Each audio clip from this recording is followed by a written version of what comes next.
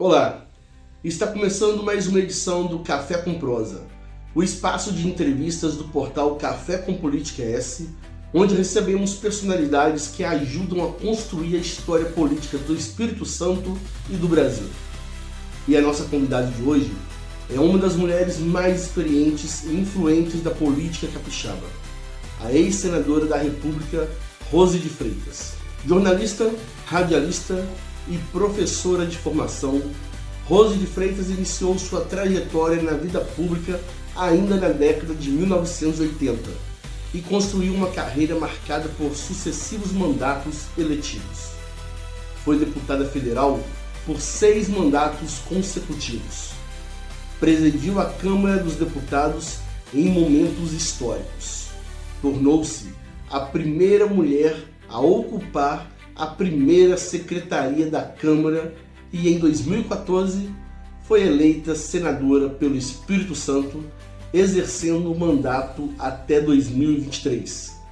Nesta conversa, ela relembra sua trajetória política, analisa o cenário político capixaba e nacional, faz uma avaliação do momento vivido pelo Espírito Santo e fala sobre sua pré-candidatura ao Senado Federal nas eleições de 2026. Mas antes de continuar, faz o seguinte, dá pausa, se inscreva no nosso canal, você vai estar ajudando muito a gente e clique no sininho para receber as notificações sempre que houver novidade aqui no TV Café com Política S. Fazendo isso, você estará contribuindo para que o nosso canal cresça. E assim, nós nos sentiremos mais motivados a continuar trazendo personalidades e pessoas para contarem suas histórias aqui no nosso canal. Tá joia? Se inscreva aí agora e bora para a entrevista.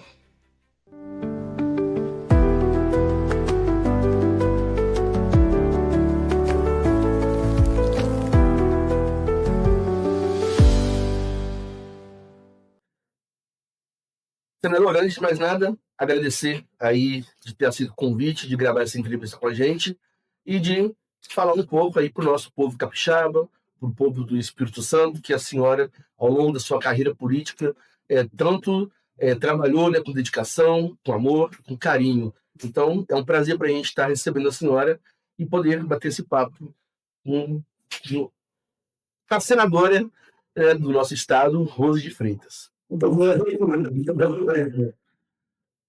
Senadora, não é porque a senhora está sem mandato hoje que eu não vou te tratar como senadora, porque tantas décadas de política, né, uma carreira brilhante aí que teve durante a atuação política, na sua trajetória. A senhora começou a sua política no início da redemocratização. A senhora acha que hoje a polarização é maior do que naquela época? Na verdade, são os momentos bem distintos. Porque a democratização do país, você sabe que traz uma carga histórica do conteúdo da liberdade, né? Da representatividade, porque naquela época não elegíamos governadores, né? O povo não votava para presidente. É muito diferente de hoje, termos passado por esse processo da redemocratização, e nós hoje estamos lutando pela qualidade da representatividade, é bem diferente. Tivemos, sim, um momento muito debatido, acho que muito transgressor até, porque pensar que, em plena democracia, você ter movimentos contrários a ela é, de qualquer forma, uma proposta de retrocesso. Que, na verdade, o país não embarcou nela, tem uma diferença muito grande. Nós estávamos lutando, eu me lembro que eu postava uma camiseta escrita assim, quero votar para presidente. Na verdade, nós dizíamos, queremos democracia e o direito de escolha dos nossos mandatários. Depois de tudo isso instalado, teve que passar para o colégio eleitoral, lembra que tinha um colégio eleitoral que ia escolher por vias indiretas o que poderia ser presidente da República pelo colégio eleitoral e, posteriormente, pelo voto direto que a gente conseguiu conquistar para o Brasil. Eu digo que a grande discussão, não vou dizer que ninguém tinha saudade de jeito nenhum do tempo da ditadura, porque é um absurdo pensar nisso, né? Pensar que você podia sair para uma reunião em determinado local e, no final das contas, você nem voltar para casa, né? E toda a história que ficou escondida nesse Brasil de que as pessoas que se manifestavam a favor da democracia sofriam a restrição da sua liberdade. O que mudou? O que mudou que nós aprendemos. Aprendemos antes, quando tínhamos democracia, ela foi subtraída, e aprendemos depois de reconquistá-la, quando alguém sonhou aqueles momentos assim absolutistas, ditatoriais. Naquele momento, essa fala não contaminava o Brasil. Veja o movimento que se instalou para fechar o Congresso, invadir o Congresso, aquelas coisas bem feias, né? Que não representam um país e um povo apegado à liberdade. Eu acho que isso não colou, eu diria assim. Isso não contaminou a sociedade. A sociedade não abraçou isso. Isso foi um sequestro de valores que aconteceu naquele momento e foi representado por um movimento de revolta, movimento que ficou restrito aos emblemas da República, que é ser invadir o Congresso, querer invadir o Supremo e por aí. Mudou é que nós aprendemos, eu vou dizer a duras penas, porque foi, de que a liberdade, que dignidade, né? Na verdade, liberdade tem a ver com dignidade. Essa é inegociável para esse país que nós estamos vivendo agora. Durante essas mais de 4 décadas de vida pública na política, qual foi a decisão mais difícil que a senhora teve que tomar na política? Uma decisão mais difícil que tivemos que tomar foi escrever a Constituição Federal. Na verdade, eu, como toda pessoa que estava chegando em 1987 no Congresso, sonhávamos em ter uma Constituição escrita livre e soberanamente pela sociedade. Quer dizer, ela deveria ser exclusiva, onde eu pudesse, como candidata a deputado federal, ser constituinte e você também.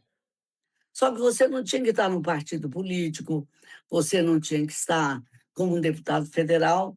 Então, nos tiraram o momento da consagração da nossa liberdade e da soberania desse país de escrever uma Constituição nova. Nova. Ah, mas a que foi escrita não foi nova? Não, porque ela foi uma Assembleia Nacional Constituinte. Então, todo mundo que se elegia deputado federal ou senador sentava lá para escrever a Constituição. Mas o povo que me elegeu para deputado federal queria que eu fosse constituinte? Talvez não, né? Foi até que eu criei, naquela época, a Tribuna Livre para fazer um arremedo, né? Colocar a sociedade orgânica dentro do parlamento para poder falar. O que pensava o professor, o que pensava o economista, o que pensava o trabalhador, o que pensavam as mulheres. Nós entramos ali por uma porta, que eu vou dizer uma porta meio acochambrada, que era uma tribuna livre que a gente conseguiu aprovar, graças a Deus, e aí a sociedade se mobilizou para ocupar aquela tribuna e falar o que pensava da Constituição Federal que estava sendo escrita através da Assembleia Nacional Constituinte, né? Esse foi o momento mais difícil, porque eu me reconheci como uma deputada federal constituinte, mas eu achava que não era muito legítimo a gente escrever uma Constituição sem ter sido delegada explicitamente para esse papel. Mas achava que o povo tinha que escolher quais seriam os deputados constituintes. Então, o deputado constituinte ele chegaria lá, sentaria lá para debater a Constituição, que deveria ser escrita pela sociedade, que se manifestaria a todo tempo, Sim. e quando terminasse essa tarefa, ele recolheria ao papel de cidadão comum e não de cidadão constituinte. Esse foi um momento difícil da minha compreensão, porque a liberdade e a democracia, ela tem um valor inestimável na vida da gente, né? O que nós estamos fazendo, nós dois aqui? Exatamente o exercício da democracia, que nos permite formulações, debates, né, conclusões, contestações, e não era isso que nós estávamos fazendo ali, naquele momento e naquela hora. A senhora teve seu primeiro mandato, me parece que em 81, ou seja, no finalzinho da ditadura. Naquela época já era, claro, preconceito com relação a mulheres ocupar determinados cargos era enorme. Hoje nós estamos vivendo uma era, né, menos preconceituosa. A senhora viveu algum tipo de preconceito por ser mulher e ter chegado ao poder naquela época? Ou durante Olha toda a sua só, carreira?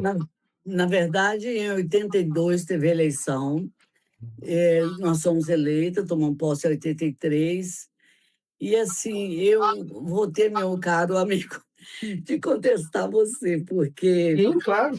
não mudou nada, Não mudou nada. não mudou nada. A senhora acha que o preconceito de antes permanece até hoje? Permanece.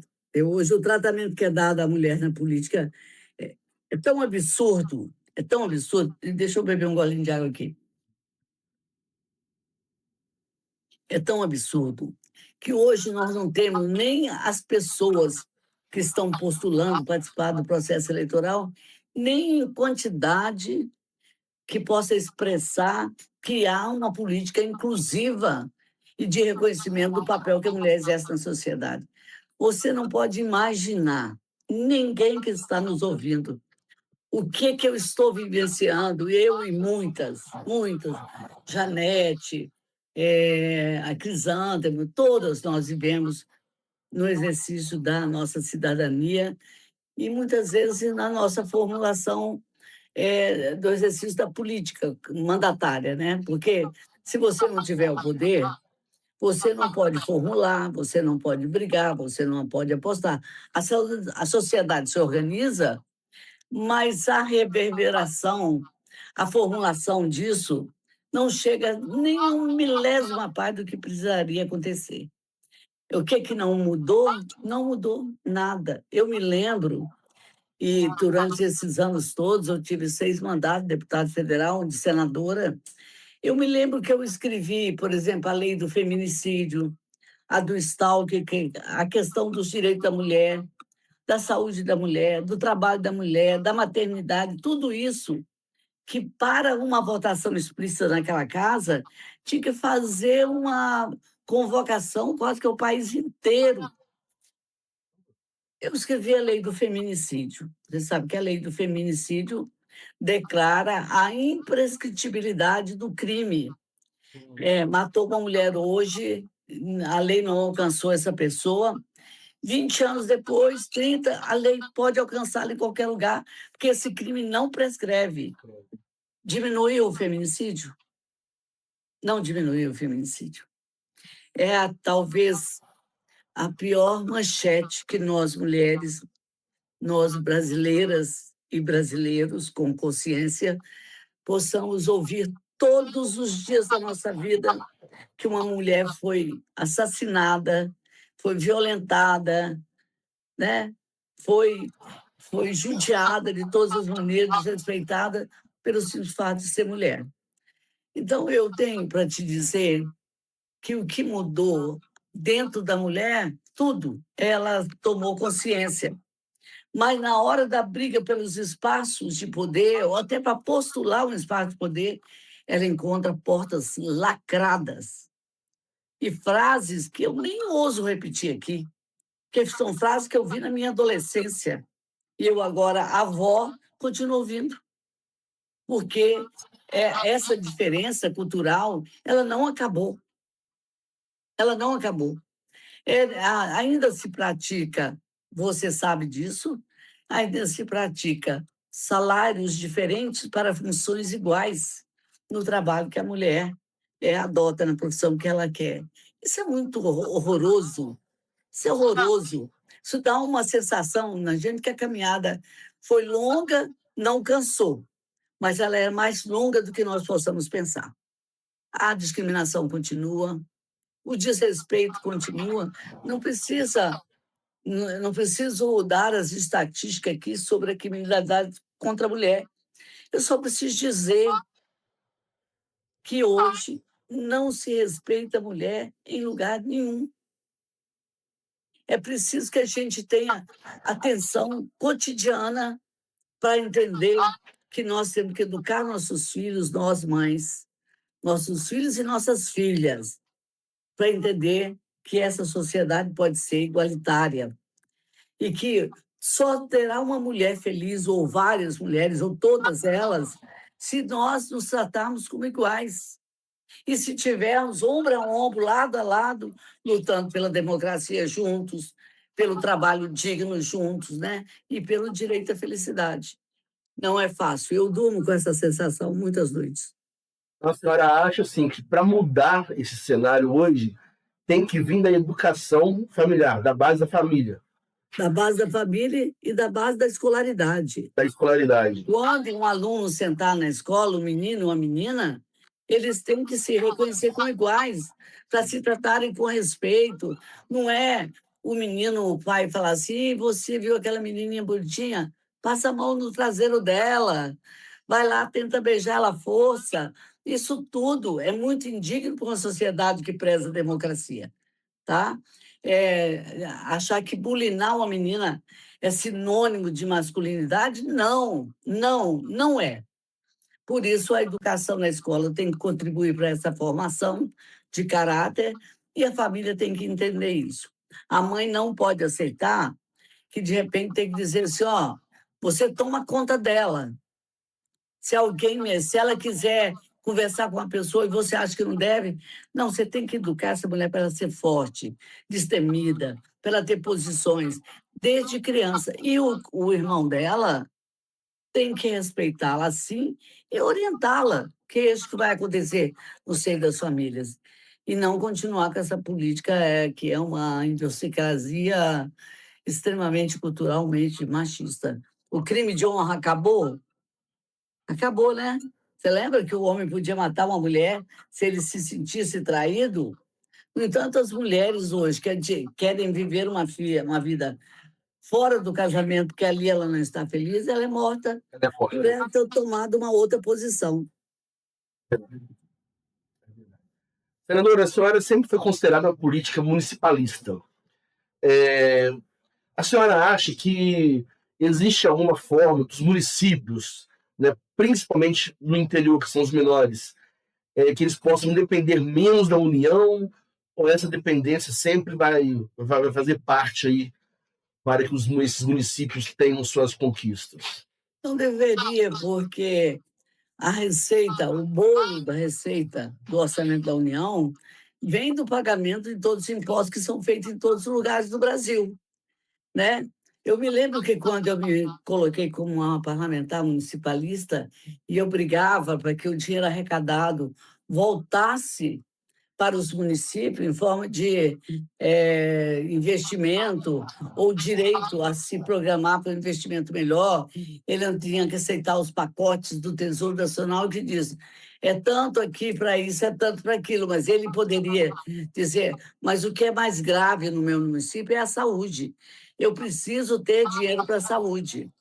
E aí deveria se fazer uma reforma tributária e a reorganização dos estados, dos municípios de forma federada, em que cada um pudesse fazer a sua programação e o recurso pago ele retornasse a essa base. O que eu fiz quando eu lancei a base municipalista foi buscar de volta o que Irupi pagava, o que Ponto Belo pagava, o que Colatina pagava. Se não vinha aquele bolo de arrecadação para a mão do governo, e o governo estadual também usava isso politicamente. O que ele fazia? Se ele é meu aliado, eu vou pôr esse recurso lá. Se ele não for, eu vou deixar ele morrer de fome. Então, a política municipalista não foi mais do que ter o direito de reivindicar e programar uma nova política de desenvolvimento para os municípios. A gente conseguiu isso, mas foi a duras penas, mas conseguimos. E hoje se fala, todo mundo fala, eu sou municipalista. Municipalista é mais do que isso. É participar do desenvolvimento, do planejamento e buscar aquilo que o município planeja para ser atendido na base municipal. E por que que Rose de Freitas resolveu voltar a disputar as eleições a uma vaga no Senado nas eleições de 2026. Hoje está como pré-candidata, mas caminhando, né, para uma futura candidatura. Olha só, resolvi nada. Eu tive que aceitar essa convocação porque, de repente, quando me lançaram candidato ao Senado, em 2014, eu fui para lá para abrir a porta do Senado. O Senado era uma casa muito distante do povo, né? Eu me lembro de uma pessoa dizendo lá em Afonso Claros assim, eu nunca vi um senador de perto. Não era isso que a pessoa queria dizer, mas era isso que ele sentia. O Senado era muito distante, né? Primeiro, quem ganhava a eleição do Senado, nos primeiros meses andava com o pé no chão, 6 meses depois a pessoa gravitava, né? Não conversava com o povo, não atendia as reivindicações do povo, não participava das lutas do seu estado. O Senado, como é, na verdade, a casa representativa mais importante, porque São Paulo tem 3 senadores, o Espírito Santo tem 3, a Bahia tem 3, Rio Grande do Norte. Essa equiparação, esse equilíbrio de força, nos deu a oportunidade de chegar, quando estiver discutindo a política de São Paulo, que o Espírito Santo sentasse na mesa igualmente, para falar do Espírito Santo, suas necessidades. Então, quando me propunham ser candidato a senador, já tinha acontecido bem antes da minha candidatura. Eu falava, mas são 8 anos, é um absurdo um mandato ter 8 anos, não pode ser isso. E a começar por aí, eu já protestava essa longevidade do mandato. Eu quero dizer que eu acho que cumpri esse papel, abrir o Senado. E o Senado esteve em todos os momentos. Eu vou citar, por exemplo, que o município Soretama não tinha água. E esse era um assunto prescrito na mão ou do governo estadual ou federal. A gente foi buscar a água de Soretama dentro do Senado Federal. Nós fomos buscar mais escolas técnicas federais para o Espírito Santo dentro do Senado Federal. E lá se debatia tudo, desde as creches até os assuntos mais importantes para o Estado do Espírito Santo. Começaram no aeroporto, ficou parado 12 anos. Toda vez que nós íamos debater as reivindicações do Estado, eu escrevia lá, aeroporto. Mas na lista de prioridades do governo, não estava escrito isso. Mas por que não estava? Nós não representamos igual o Ceará, igual a Bahia. Aí eu dizia, não, eu só converso sobre as reivindicações de outros estados quando eles atenderem a reivindicação do meu estado, de uma obra que está parada há 12 anos. E foi assim, com essa igualdade de posição, que a gente fez o Senado ser acessível à população. E ele ter a capacidade de chegar e colocar o dedo para cima dentro do Senado e falar: olha, nós estamos sem água em tal lugar, nós não temos uma estrada tal. O Senado passou a ser a Câmara, só que numa posição de valorização do Estado à altura da discussão da população. Entrou para fazer a diferença e fez. Eu só completando, que aí me fizeram uma musiquinha que dizendo que eu fazia falta. Quando eu vou ouvir a música, pensa, eu chorei muito. E aí eu tinha um apelo do meu filho, que é que eu não voltasse, eu tinha tido 8 mandatos e tal. E o tempo passou, e esse sentimento de busca e de possibilidade da volta, ele foi crescendo de tal maneira que eu um dia, assim, bem de madrugada mesmo, acordei e fiquei assistindo televisão, e uma hora eu falei assim, é verdade, o tempo passou para mim, como passou para muita gente, mas será que eu tinha um tempo suficiente para fazer essa volta dessa representatividade valer a pena dentro do Senado? E acabei aceitando. Eu falei, eu não gosto da palavra volta, não, tá? A palavra volta, para mim, ela tem significado de muitas saudades. Você tem. Quem dera que a gente pudesse dizer para o pai que a gente perdeu volta, né? O filho que foi embora volta e tal. Aí eu me fiz essa pergunta: o que eu tenho para oferecer que é tão importante que o povo acha que eu deva voltar?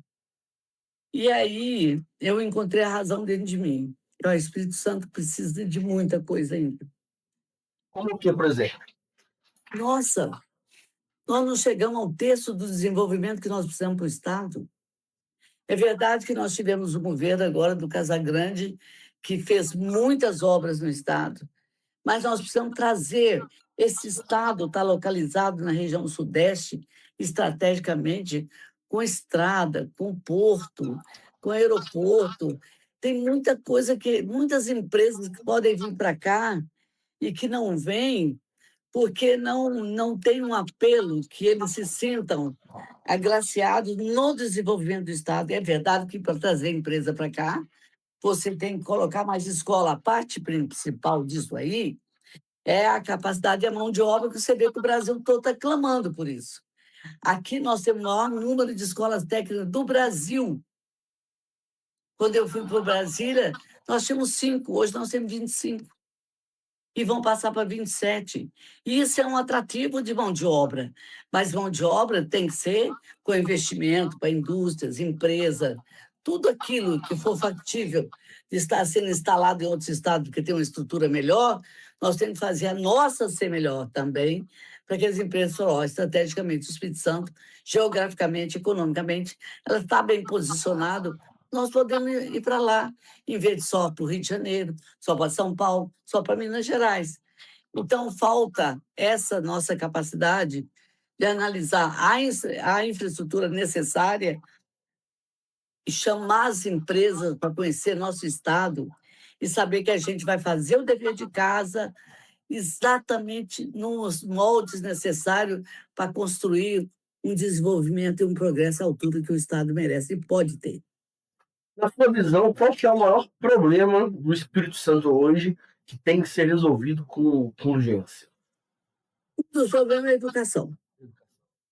A capacitação de mão de obra, porque você pode ter, eu falei das escolas técnicas, mas no meio do caminho, aqueles que ficam, tem os filhos que cuidam da agricultura, eles ficam pelo caminho porque a escola básica, ela não está ali do lado da casa dele, para que ele possa cuidar da lavoura com a família e também ter a oportunidade de concluir seus cursos. A educação é fundamental para sustentar uma oferta de mão de obra importante para atrair as empresas.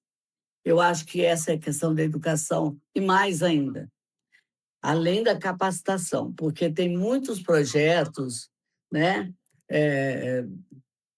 que, na verdade, são ofertados, mas aí é assim, vou citar o da mão de obra, da capacitação de mão de obra que é oferecido pela Sistema S, como também é oferecido pelas escolas, a próprio IFES e tudo mais. Mas vão lá e ofertam cursos de tratorista, né? Curso de costureira, curso de manicure. Qual é o estudo que tem dizendo o que é importante aprender? Que mão de obra é essa que tem que ser capacitada para ser colocada à disposição? E que mão de obra é essa que não pode se aprimorar ao longo com conhecimento, para que se pode dizer, nós temos aqui os técnicos necessários, né? Nós temos as mulheres com capacidade de obra mais qualificada, e isso tudo está a favor do mercado de trabalho num nível tal que a gente pode dizer que aquilo ali está gerando progresso. Não adianta, a empresa, hoje eu vi um programa anteontem falando exatamente assim, o que as empresas querem? Mão de obra capacitada. Mas se não tem escola, se a escola fica distante da comunidade, como é que essa mão de obra vai ser colocada à disposição? Como é que nós vamos ter inserida nas escolas todas as pessoas que querem aprimorar seu conhecimento se nós não tivermos uma estrutura social construída a serviço do progresso e do desenvolvimento? Agora a senhora falou aí que um dos maiores problemas é a educação.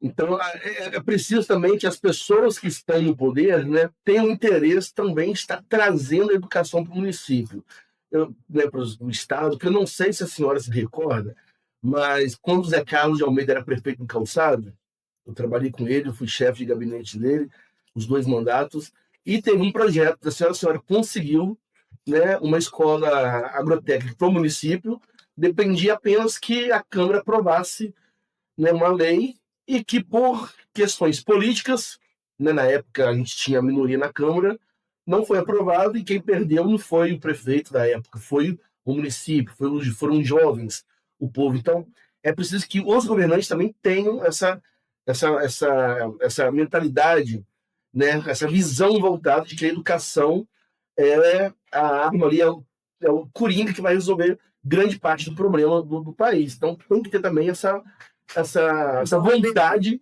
Eu me lembro disso e eu chorei muito naquele dia, sabe por quê? Mulher chora, você sabe, né? E quando as coisas me incomodam profundamente, além de falar sobre elas, eu sinto uma coisa dentro de mim, assim, perdemos um momento. Ali a Câmara votou erradamente, que era o terreno para instalar uma escola técnica.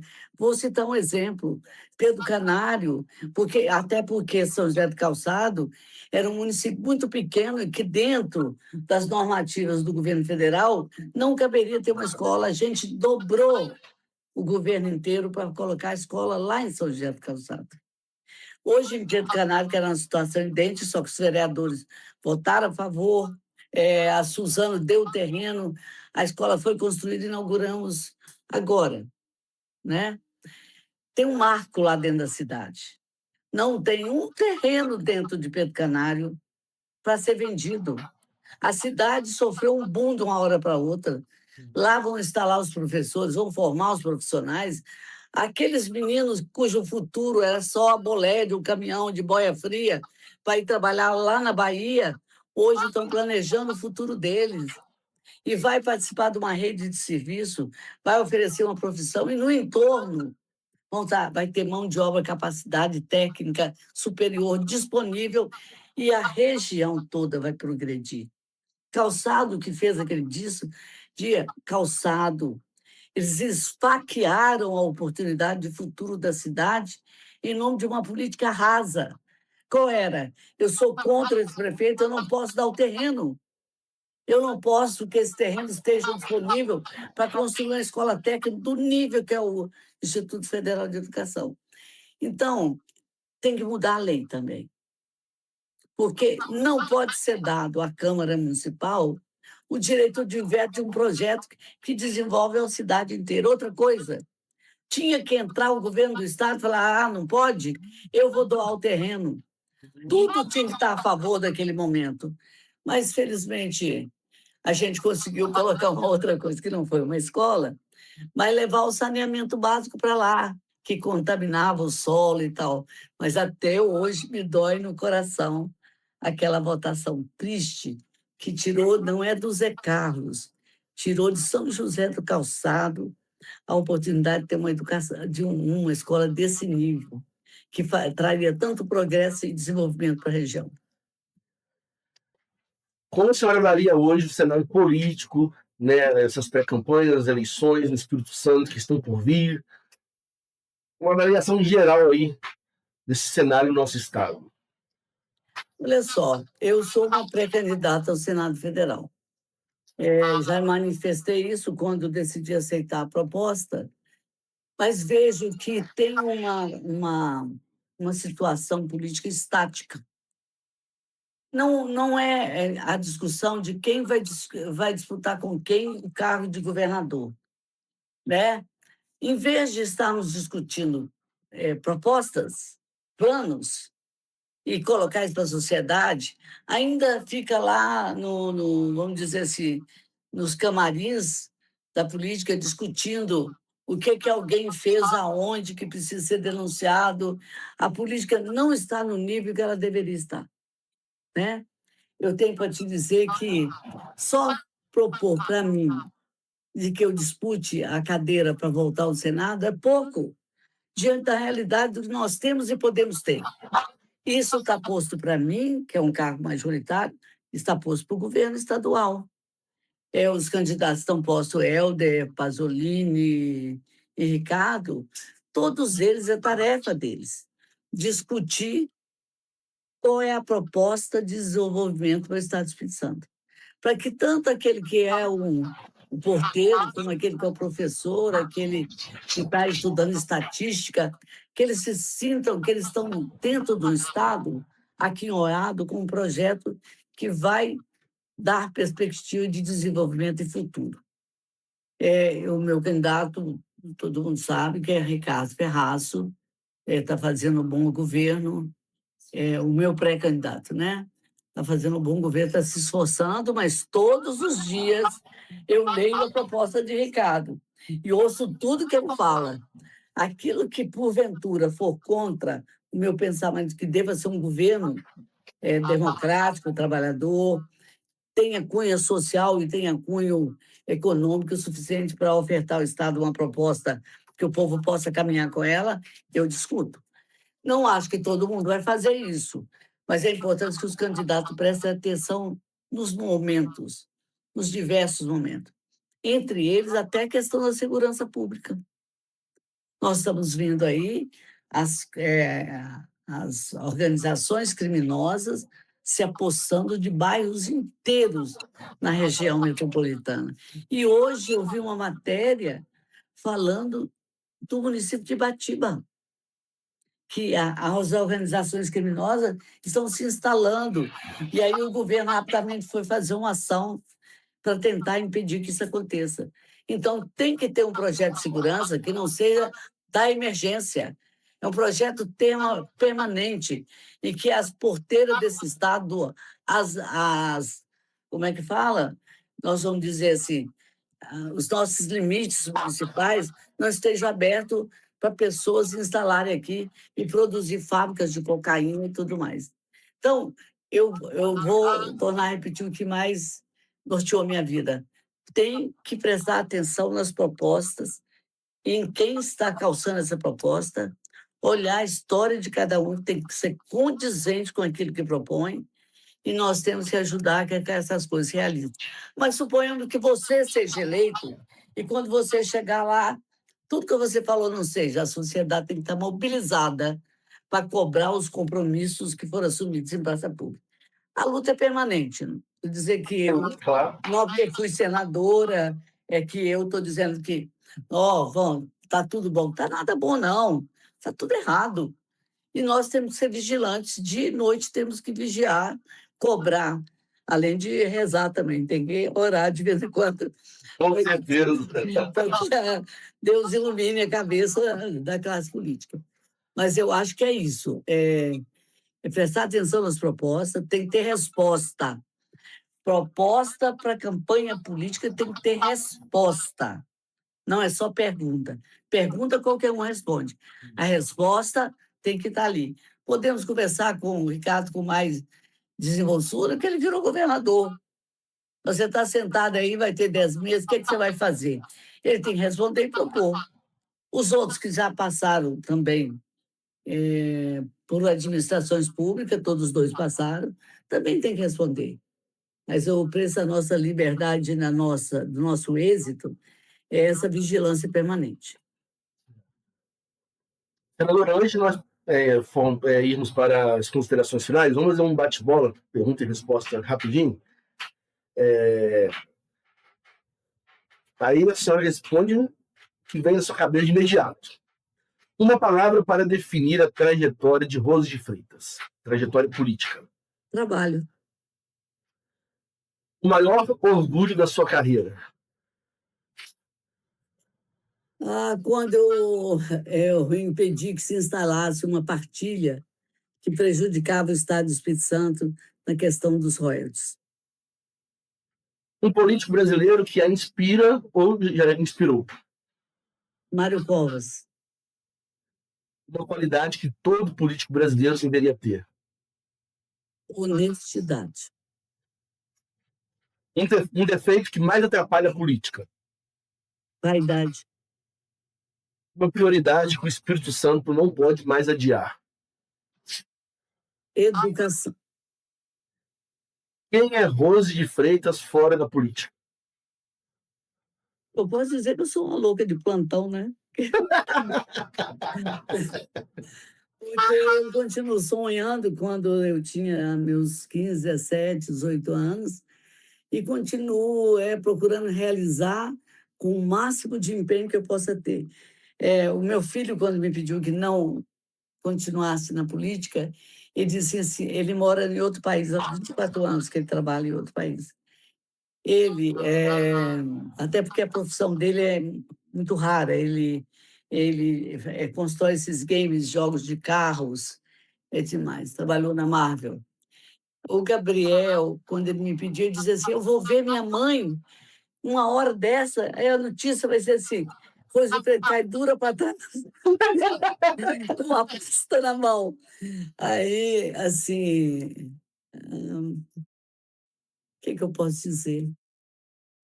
Eu posso dizer assim que eu gostaria de concluir a minha vida aqui, esse tempo não é meu, concluir a minha vida e se na hora que tiver concluído pedir uma prestação de conta, eu pudesse dizer que fiz tudo o que eu podia fazer.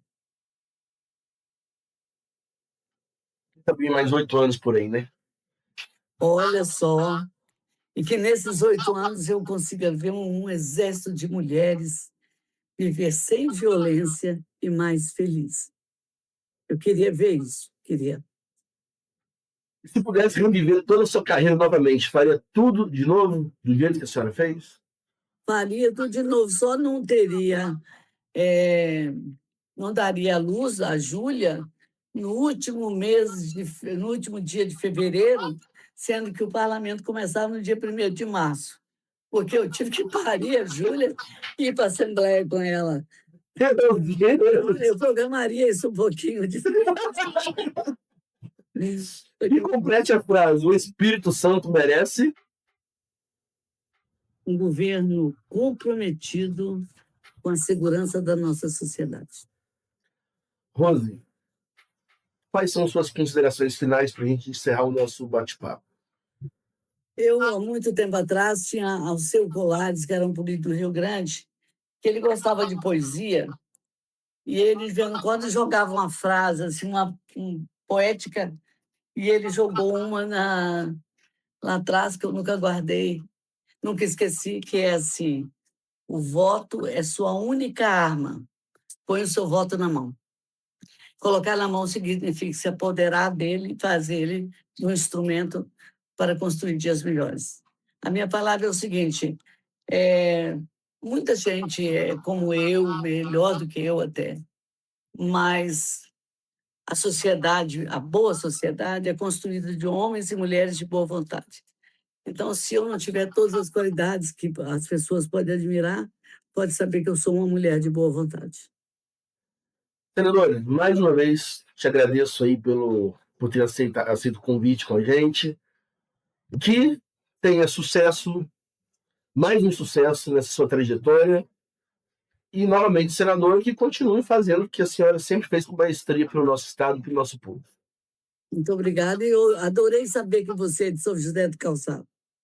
Sou de São José do Calçado. Muito obrigado pela oportunidade, viu? Muito obrigada. A gente que agradece estar tendo essa oportunidade de conversar com uma personalidade da nossa política tão marcante e que tanta diferença fez na nossa política e para os nossos municípios, principalmente, né, municípios do interior. Muito obrigado. Boa tarde a todos.